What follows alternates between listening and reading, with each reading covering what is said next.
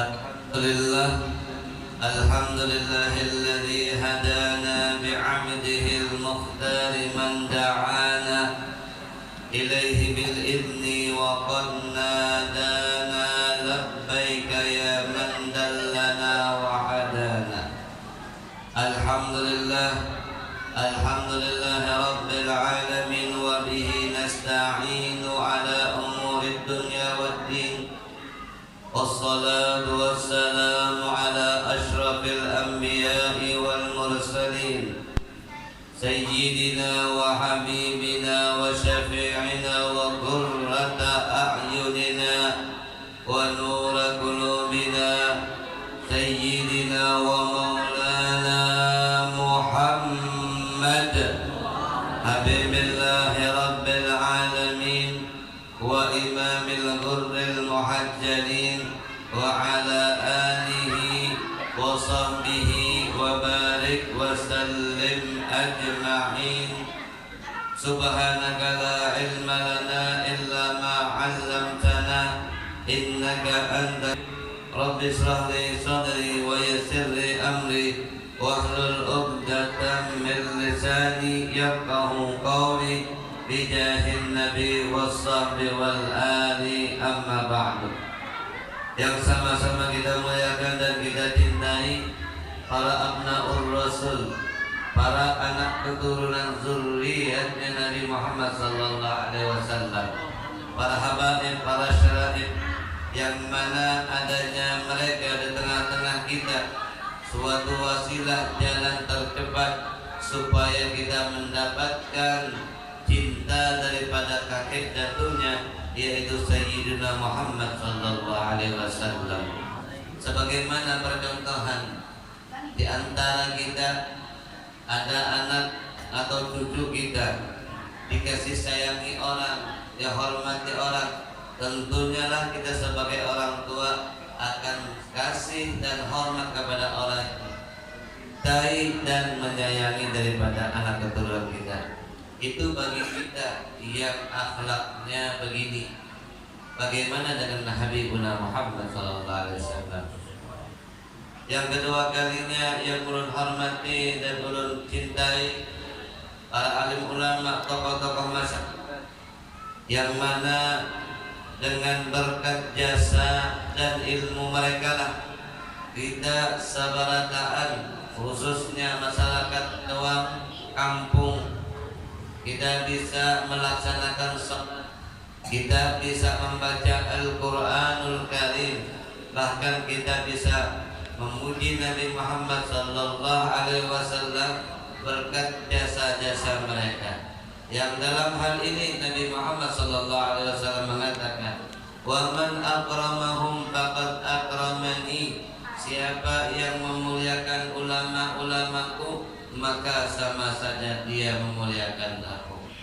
Yang kesekian kalinya yang ulun hormati Bapak Kepala Desa dan para aparatur pemerintahan desa yang bertempat di Tewang kampung ini, kita doakan semuanya, mudah-mudahan bapak-bapak sabarataan, alim ulama kita, guru kita dipanjangkan umurnya, disehatkan badannya, dikabulkan segala hajat-hajatnya, amin ya rabbal alamin. Berbicara tentang Isra Mi'raj, yang mana kita semuanya sadar bahwasanya perayaan demi perayaan seperti ini dari zaman dahulu kita, dari pian yang bujang sampai sekarang jadi kakek-kakek. Dari dahulu nang rasanya kacang nyaman, kalau ini kira nyaman lagi gara-gara giginya habisan ya. Dari dulu kita melaksanakan acara semacam ini tidak lain tidak bukan mengharapkan keberkahan dalam hidup kita, mengambil dari pelajaran-pelajaran yang telah terjadi di dalam perjalanan Isra Mi'rajnya Nabi Muhammad SAW. Namun hal demikian seharusnya kita sebagai kaum muslimin, umatnya Nabi SAW, senantiasalah kita mendapatkan perubahan demi perubahan, semangat demi bersemangat ketika kita dipanggil Allah Subhanahu wa taala melalui seruan-seruan ajal.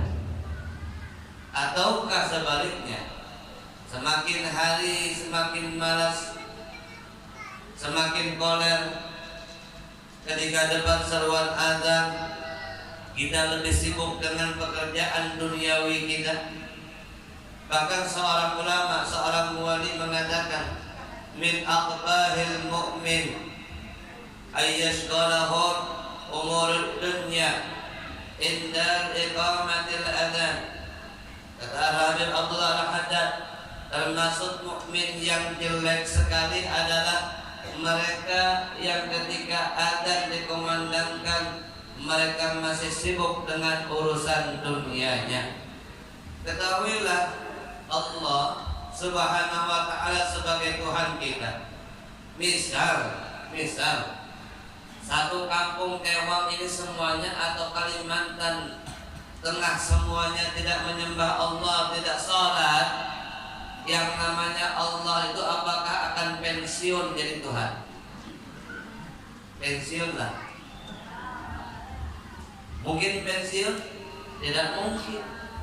Walaupun semuanya maksiat, walaupun semuanya terlambat sholat, Allah akan tetap berada di kerajaannya yang sangat kuat, yang bisa melakukan sesuai kehendaknya. Kita sendiri seharusnya belajar daripada Isra Mi'raj yang selalu kita adakan setiap tahunnya, bahwasanya kita perlu dengan sholat. Sebagai apa? Sebagai bentuk alat penghubung kita dengan Allah Subhanahu wa ta'ala. Contohnya, biar bisa handphone semua ada, bisa HP kan, bisa lah, apapun merek, apa itu terserah. Anda iPhone, Samsung, apapun brandnya terserah, Vivo, Oppo dan lain-lainnya. Tak kalah HP itu pulsanya ada, Google, oh kada barat boleh. Kamu kipas angin ini Google halo lah. Apapun merek HP-nya, kalau pulsanya ada, kotanya ada, baterainya ada. Cuma satu yang nggak ada, apa tuh Beb? Sinyal. Kira-kira HP itu berguna apa enggak? Berguna apa tidak? Apalah, jadi sedikit bersinyal. Mau ada bawa wifi ya. Begitu juga kita dengan Allah Subhanahu wa taala. Orang yang selalu taat mengerjakan sholat, selalu dia akan mempunyai sinyal yang aktif, tersambung, terkoneksi dengan Allah Subhanahu wa ta'ala. Maka hidupnya pun akan terarah, tidak mau nerobos lampu merah. Ya kan? Kita kalau ada lampu merah, kita disuruhnya apa? Berhenti. Orang yang sholat, yang rajin sholatnya, yang sinyalnya kuat dengan Allah Subhanahu wa ta'ala, ketika godaan hidup menerpanya, ketika ekonomi lemah bagi dirinya, dia tidak akan menggadaikan iman dan agamanya untuk mendapatkan daripada dunia. Ketika sholat itu menjadi kebutuhan bagi kita, maka perintah Allah Subhanahu wa ta'ala yang lainnya pun akan terasa nikmat, akan terasa gampang. Apalagi nih, habis bulan Rajab ini bulan Sa'ban, habis bulan Sa'ban bulan Ramadan. Mudah-mudahan kita semuanya panjang umur, amin. Jangan tahu pokoknya lah. Hari ini duduk di sini, berdiri di atas tanah, mungkin mungkin besok hari kita ada yang masuk ke dalam masuk dalam kubur. Ulun minta doa supaya panjang umur, amin. Karena perjalanannya masih ada, Pak. Habis dari sini turun malam harus ada di Banjarmasin. Kalau tahu ya apa caranya? Pokoknya malam habis jam 9 malam harus ada di Martapura. Kalau tahu kayak apa caranya? Silahkan mobilnya bawa kayak apa, kalau tidak ada apa-apa. Besok subuh jam 4 ada lagi kultur. Paginya ada lagi di Kafe Diang Marabahan. Siang ada di Ka'bah, di Karangita, malam ada lagi. Mudah-mudahan ulun sehat. Kita doa sama sebanggaan. Mudah-mudahan perjalanan ulun murid ini dipermudah Allah Subhanahu wa Ta'ala. Karena bajunya bersurut buahnya, kopena kapalnya benar ya, karena kata kaulah lu. Jadi kalau orang sholat itu hidupnya akan nikmat. Coba kalau kita lihat gerakan sholat itu, Bu, Pak, perhatikan ya. Gerakan sholat itu dari awal aja itu sudah memberikan contoh dalam hidup kita. Semua urusan kita, semua rencana kita tidak akan bisa terjadi kalau tidak sepengetahuan dan izin dari Allah Subhanahu wa Ta'ala. Coba kalau kita ditodong orang, ditodong polisi, angkat tangan, ya Pak, pasti angkat tangan. Ini ada nggak di gerakan sholat? Ada nggak? Makanya kita harus sholat, angkat tangan, menyerah kepada Allah Subhanahu wa Ta'ala. Ingat, kehidupan kita ini boleh rencana kita sempurna, tapi yang terjadi tidak mungkin sesempurna sesuai dengan rencana kita. Karena yang berlaku di dunia ini adalah kehendaknya Allah Subhanahu wa Ta'ala. Ya. Makanya dengan sholat itu akan gampang merespon kehendak dan takdir dari Allah Subhanahu wa Ta'ala dengan baik. Kita siang hari ini bersama-sama di sini tidak lain tidak bukan pengen rasanya sebagaimana sabda Rasul Sallallahu Alaihi Wasallam apa? Orang yang duduk di suatu majelis perkumpulan dibacakan Al-Quran, disebutkan sifat-sifatnya Nabi Muhammad Sallallahu Alaihi Wasallam, orang yang hadir di majelis itu tidak akan keluar berpisah daripada majelis ini kecuali apa? Ada beberapa yang didapatnya. Yang pertama, dosa-dosanya diampuni Allah Subhanahu wa Ta'ala. Amin. Yang kedua, apa yang dia minta di majelis itu, baik hajat dunianya, baik hajat akhiratnya, akan dikabulkan dan dipermudahkan Allah Subhanahu wa Ta'ala. Yang ketiga, dia minta perlindungan daripada api neraka, maka dia akan dilindungi daripada api neraka. Yang keempat, dia minta surga. Nih, perkumpulan kayak ini kayak ibaratnya kebun-kebun surga. Orang yang sering hadir majelis ilmu, majelis maulid, berarti dia sudah mau mendaftarkan dirinya untuk menjadi penghuni surganya Allah Subhanahu wa Ta'ala. Berarti ulun cukup hadir majelis saja, sholat kada salah. Jangan. Nah, berarti ulun biar jadi orang surga hadir majelis maulid aja lah. Kada usah puasa salah. Itu tidak bisa dicampur baur seperti itu, ya kan? Pian aja, pian nang borokok nih ya Allah, nggak ketujuh borokok, nyaman lah dicampur-campur rokok tuh, ya? Nang ketujuh maisat di Samsung dapatnya sempurna, kada nyaman, ya kan? Coba nang lelaki nang ketujuh borokok, begitu juga, ya kan? Kalau ibu-ibu ketujuh makan atau ketujuh shopping, ya Allah, ketujuh pakai macam-macam, akun lah dicampur-campur. Kada akun. Di sini warna biru bajunya banyak, tapi dicampur-campur, enak nggak? Ya enak. Di warna biru, merah, jingga, kuning, langit semuanya. Gak bagus akhirnya. Makanya ayo dengan peringatan Isra Mi'rajnya Nabi Muhammad SAW kita perbaiki hidup kita. Ini mana lagi bebuhan lato-lato sih mana? Tak kawalan ini mana main lato-lato aja deh. Bahan namanya lagi.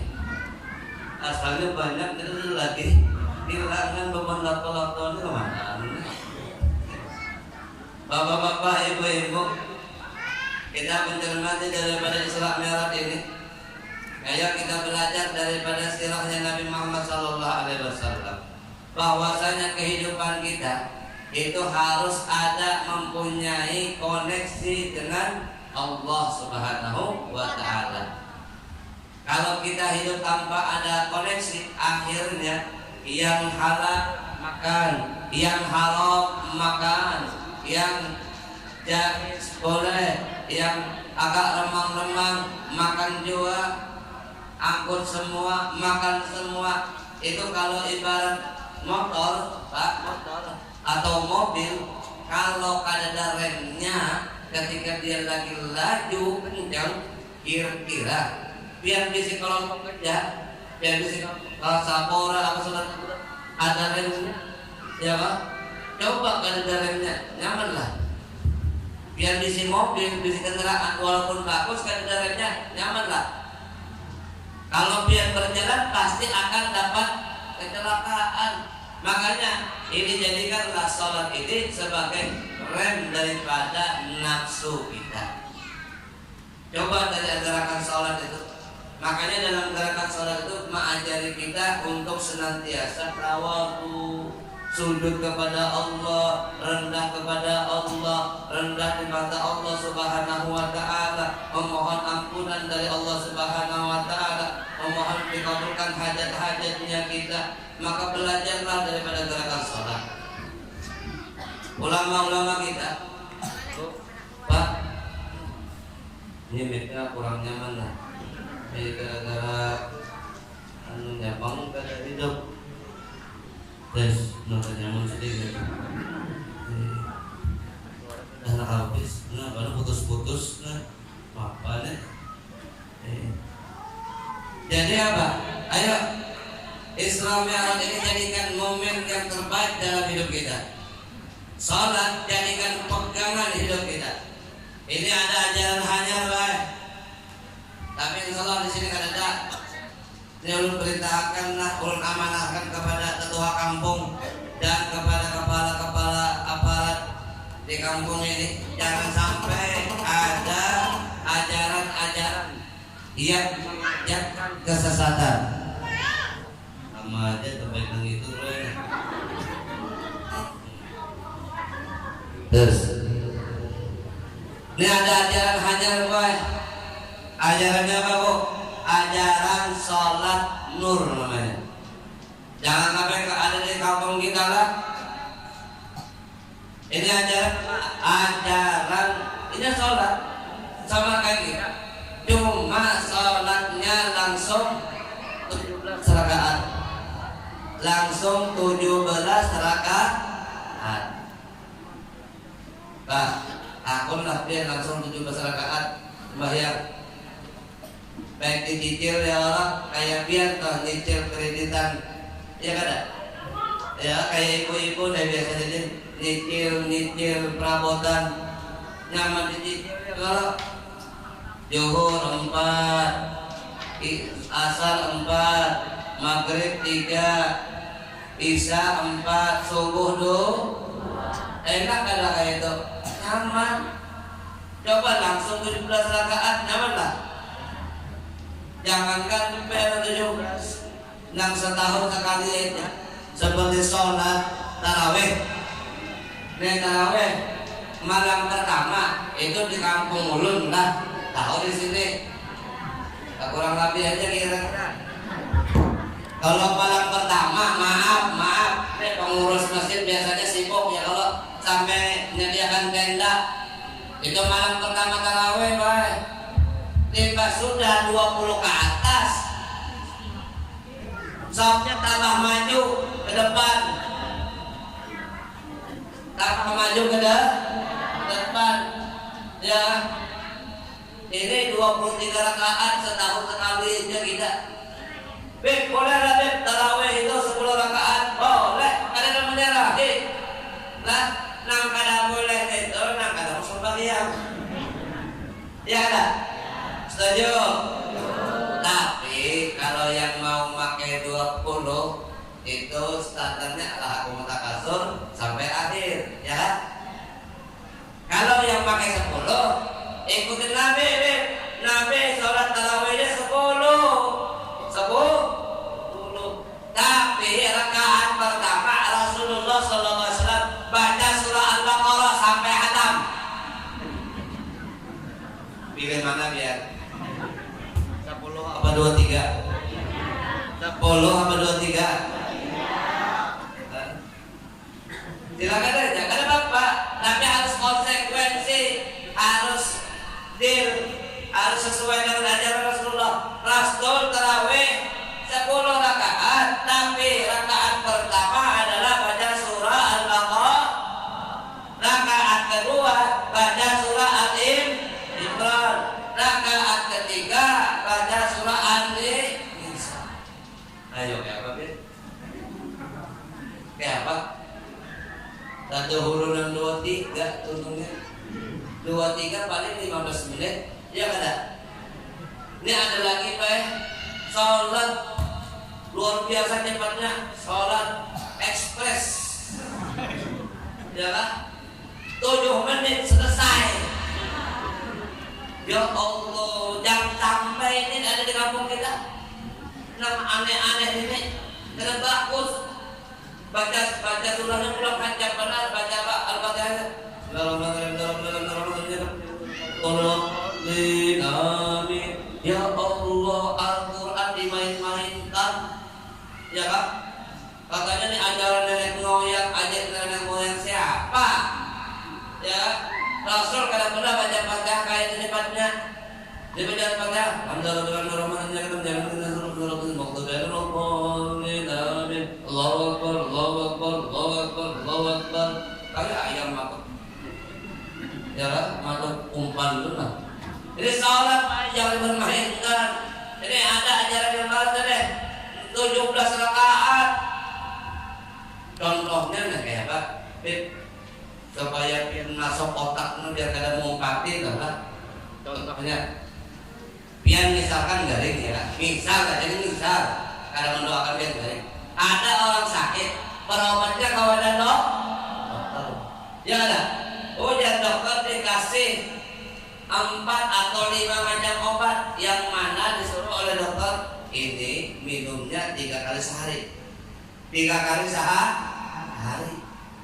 Saking bersemangatnya biar hendak sembuh, itu obat biar minum sabarataan. Kayak apa rasanya?